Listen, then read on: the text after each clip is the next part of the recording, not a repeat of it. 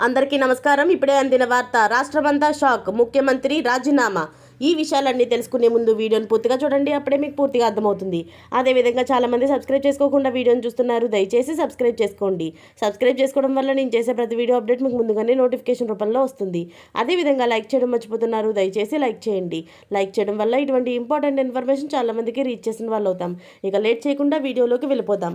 మహారాష్ట్ర ముఖ్యమంత్రి ఏక్నాథ్ షిండే రాజీనామా చేశారు. ఇవాల్టితో అసెంబ్లీ గడువు ముగియడంతో గవర్నర్కు కలిసి రాజీనామా సమర్పించారు.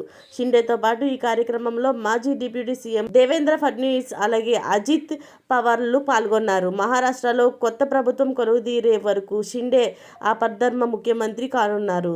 ఇదిలా ఉండగా మహారాష్ట్రలో బీజేపీ నేతృత్వంలో మహాయుతి కూటమి ఘన విజయం సాధించింది. మొత్తం 288 అసెంబ్లీ స్థానాలకు గాను మహాయుతి కూటమి 230 స్థానాల్లో విజయం సాధించింది. తద్వారా మరోసారి ప్రభుత్వాన్ని ఏర్పాటు చేసేందుకు సిద్ధమైంది. అయితే ఈ ఎన్నికల్లో బీజేపీ అభ్యర్థులు అత్యధికంగా 132 స్థానాల్లో విజయం సాధించారు. శివసేన వర్గమైన 57 స్థానాల్లోని, అలాగే ఎన్సీపీ వర్గం 41 స్థానాల్లోని విజయం సాధించింది. దీంతో ఒక్కసారి ముఖ్యమంత్రి పీఠాన్ని బీజేపీకి చెందిన నేత అధిష్ఠించే అవకాశాలు ఎక్కువగా ఉన్నాయి. ఈ క్రమంలో ప్రముఖ ఫడ్నవీస్ పేరు వినిపిస్తుంది.